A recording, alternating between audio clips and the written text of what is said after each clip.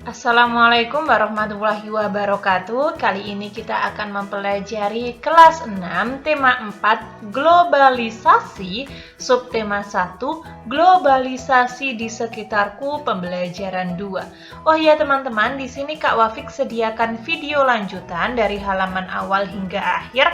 Ada juga kelas 2 sampai kelas 6 meliputi PAI, PJOK, matematika, kurikulum merdeka, dan tematik. Kalian bisa lihat di playlist atau di channel Kak Wafik ya.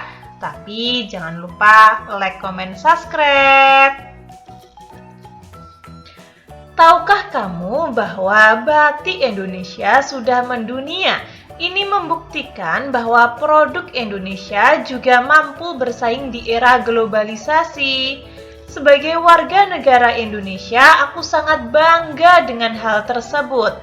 Ayo kita cari tahu lebih lanjut tentang bagaimana proses batik tersebut bisa mendunia.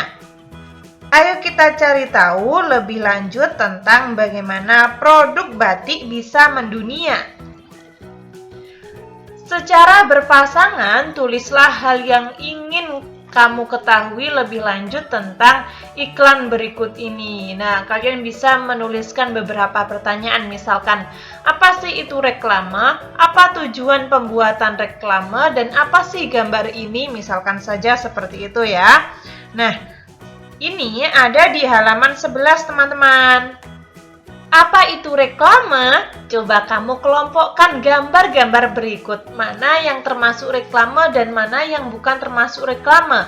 Nah, menurut saya yang merupakan gambar reklame itu, nah ini Kak Wafik tulis di sini saja ya. Di sini terlalu kecil, Kak Wafik pindah di sini ya.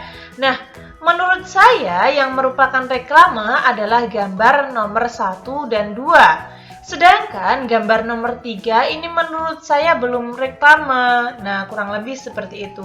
Reklame itu biasanya yang dipasang-pasang di jalan-jalan. Nah, seperti itu ya. Lanjut.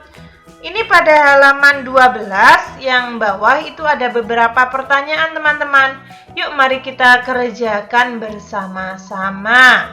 Nah, menurut kalian apa itu reklame? Reklame adalah media untuk menyampaikan informasi seperti mempromosikan sesuatu produk atau jasa dengan menggunakan gambar dan kata-kata yang menarik. Lalu, apa tujuan dari reklame tersebut? Tujuannya yaitu untuk menginformasikan, mengajak, menganjurkan, dan menawarkan produk. Apa saja jenis-jenis reklame? Ada banyak, yaitu iklan, poster, plakat, selembaran, baliho, buklet, spanduk, dan lain sebagainya. Nah, yang sering Kak Wafik lihat itu adalah baliho, yang biasanya di jalan-jalan itu ya. Apa ciri-ciri reklame yang baik? Ciri-cirinya di sini Kak Wafik sebutkan 4, namun ketika kalian ingin menyebutkan beberapa saja juga tidak apa-apa ya. Haruslah menarik. Nah, lalu tata letak gambar, bahasa yang menarik, slogan yang jelas dan mudah dimengerti. Reklame digunakan untuk menginformasikan, mengajak, menganjurkan, dan menawarkan produk. Reklame dibuat menarik sehingga membaca atau pembaca ingin mengikuti anjuran atau membeli barang yang sedang ditawarkan.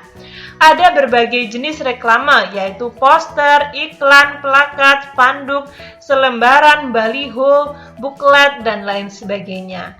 Reklame ada yang bersifat komersial dan non-komersial. Komersial digunakan oleh pedagang untuk menawarkan barang atau produknya. Sedangkan non-komersial digunakan untuk mengajak masyarakat untuk melakukan suatu hal, misalkan hidup bersih, hemat energi, dan lain sebagainya. Reklame haruslah menarik. Hal-hal yang harus diperhatikan dalam membuatnya adalah yang pertama, slogan yang jelas, bahasa yang baik, ilustrasi yang menarik, dan tata letak atau gambar atau tulisan yang baik juga. Nah, pada halaman 13 yang paling bawah, amati di sekitar kalian, tuliskah atau gambarlah reklame yang pernah kamu temui. Nah, bagaimana pendapat kalian? Kak Wafik pernah melihat reklame di jalan-jalan seperti ini.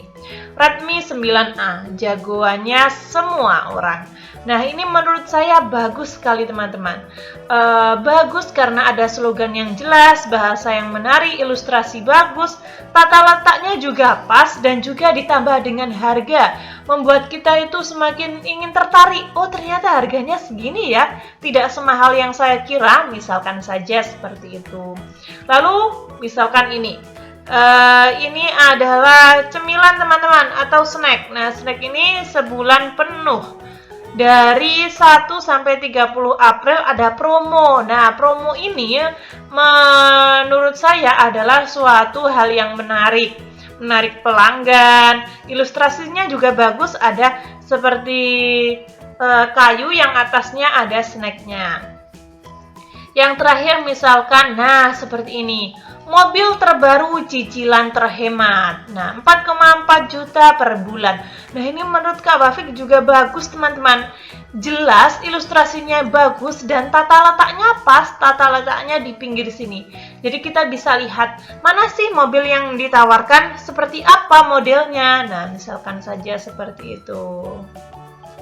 Lalu, nah di sini ada batik teman-teman. Batik dikemas dengan bagus. Ada yang batik Kulon Progo, lalu ada batik lainnya teman-teman.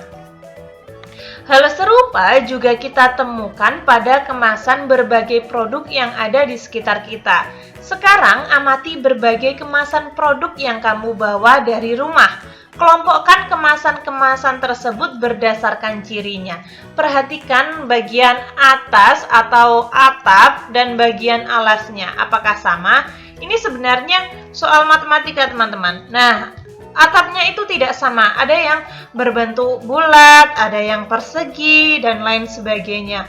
Untuk matematikanya, Kak Wafik sudah sediakan video sendiri di channel Kak Wafik. Kalian bisa lihat ya. Semoga dapat membantu. Jangan lupa like, comment, subscribe. Oke, kita lanjutkan pada tema ini. Ayo berdiskusi. Sahabat tak terpisahkan, halaman 18. Mari kita baca bersama-sama. Ini adalah cerita Hani dan Dwi. Hani dan Dwi telah berteman lama sekali. Sejak belum bersekolah, mereka sering menghabiskan waktu di sore hari untuk bermain bersama. Semua tahu bahwa Hani dan Dwi tak terpisahkan. Persahabatan mereka tetap terjalin erat sampai kini mereka telah duduk di kelas 6 di sekolah yang sama.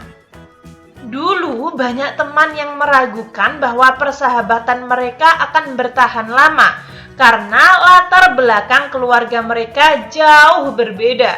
Hani adalah anak seorang pengrajin batik yang sukses. Walaupun mulai dengan membatik sendiri, kemudian memiliki beberapa pegawai. Sekarang usaha orang tua Hani sudah berkembang sangat pesat. Mereka sudah memiliki beberapa cabang toko batik di kota untuk memasarkan batik karya mereka. Pegawainya juga semakin banyak. Sementara Dwi adalah anak seorang penjual kue yang sederhana. Ketika kecil dulu, tiap sore Dwi ikut ibunya menjajankan kue kepada para pekerja di pendopo batik milik orang tua Hani. Di sanalah Hani berkenalan dengan Dwi. Waktu kecil dulu mereka sangat menikmati saat-saat itu. Namanya anak-anak. Perbedaan latar belakang pun tak dirisaukan. Permainan mereka tetap saja asik. Petak umpet, petak jongkok, rumah-rumahan, atau masak-masakan. Tetapi yang membuat persahabatan mereka bertahan lama adalah sikap Hani dan Dwi yang saling menghargai satu sama lain. Hani tidak pernah menganggap dirinya berbeda dengan Dwi. Bukan hanya Dwi yang bermain ke pendopo batik Hani, tetapi Hani pun tak sungkan bermain ke rumah sederhana milik Dwi. Ia malah menikmati makan siang atau makan jajanan sore di rumah Dwi. Memang Ibu Dwi pandai memasak. Namanya juga penjajah kue, pasti pandai juga memasak aneka masakan.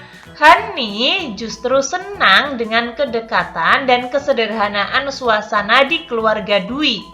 Acara makan bersama yang selalu ramai penuh cinta, karena semua hadir dengan kisah masing-masing. Sebaliknya, ketika Dwi bermain ke rumah Hani, tidak dirasakan minder sedikit pun. Ayah dan ibu Hani tidak pernah juga memperlakukan Dwi super istimewa, karena Dwi anak penjajah kue. Santai saja Dwi membaca-baca koleksi buku cerita Hani di kamarnya ketika Hani sedang melakukan hal lain. Kadang-kadang Dwi pun ikut membantu ketika Hani harus melipat-lipat batik dan memasukkannya ke dalam plastik sebelum siap dikirim ke toko.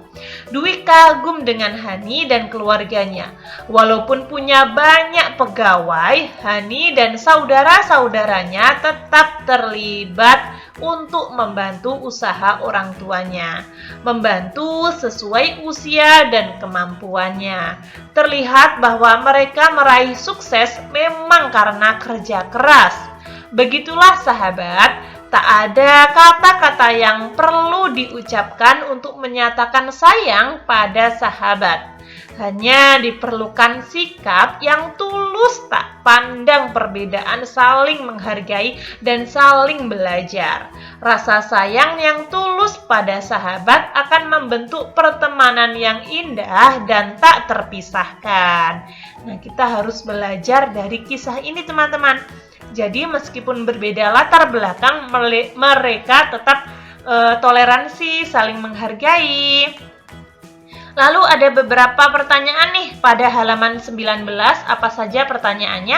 Apa perbedaan yang terlihat pada Hani dan Dwi dari latar belakang keluarganya? Nah, kalian cukup tulis dari latar belakang keluarganya, ini saja sudah benar.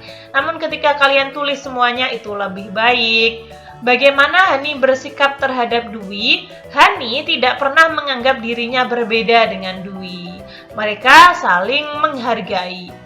Bagaimana sikap keluarga Hani kepada Dwi? Ayah dan ibu Hani tidak pernah juga memperlakukan Dwi super istimewa karena Dwi anak penjajah kue. Bagaimana Dwi bersikap terhadap Hani? Dwi tidak merasa minder sedikit pun dalam berteman, meskipun latar belakang mereka itu berbeda. Maaf ya kalau Kak Wafik di sini pengucapannya agak belibet. Bagaimana sikap keluarga Dwi terhadap Hani? Nah, mereka menerima Hani dengan senang hati, sehingga Hani menikmati makanan siang atau makan jajanan sore di rumah Dwi dengan nyaman. Apa yang bisa kita contoh dari Hani? Ada 3 di sini teman-teman, namun ketika kalian ingin menyebutkan beberapa saja juga tidak apa-apa. Hani tetap menghargai Dwi meski memiliki latar belakang yang berbeda. Hani tidak bersikap sombong. Hani belajar kesederhanaan. Nah, misalkan saja seperti itu. Soal yang terakhir, apa yang bisa kita contoh dari Dwi? Dwi tidak merasa rendah diri dengan keadaan keluarganya. Juga tidak menyombongkan diri. Nah, seperti itu. Belajar tidak sombong maksud Kak Wafik ya. Hani dan Dwi berbeda latar belakang ekonomi keluarga. Namun demikian mereka tetap bermain dengan baik. Hani tetap menghargai Dwi dan tidak bersikap sombong. Hani belajar kesederhanaan dari Dwi. Dwi menghargai Hani dan tidak malu berteman dengannya. Dwi belajar sikap tidak sombong dari Hani. Bagaimana dengan kalian? Apakah kamu juga merasakan keberagaman ekonomi? Contohlah Dwi dan Hani. Dwi tidak malu dengan kondisi keluarganya dan Hani tidak sombong. Mereka menghargai keberagaman yang ada. Ceritakan perasaanmu setelah membaca cerita tadi. Nah, setelah membaca cerita tadi, saya senang, kagum, dan tentunya mendapat banyak pelajaran dari cerita tersebut. Misalkan saja seperti itu. Atau mungkin kalian bisa tulis sesuai dengan perasaan kalian masing-masing. Ini ada di halaman 20 yang paling bawah ya. Ayo renungkan, sebutkan 3 hal yang kamu pelajari hari ini. Yang pertama, batik, reklame, dan menghargai perbedaan dan juga kerendah hatian. Apa yang sudah kamu pahami dengan baik, misalkan ciri-ciri reklame. Lalu yang belum kamu pahami dengan baik, macam-macam batik di Indonesia misalkan. Cara pembuatannya atau mungkin seperti itu ya. Apa yang akan kamu lakukan agar lebih paham? Tentunya harus tetap belajar, menambah wawasan. Manfaat apa yang kamu peroleh dari pembelajaran hari ini? Ada banyak sekali manfaatnya. Nah, salah satunya adalah saya dapat paham tentang papan reklame. Ini paham, huruf D-nya kalian ganti H ya. Paham. Maaf Kak Wafik, salah ketik ya.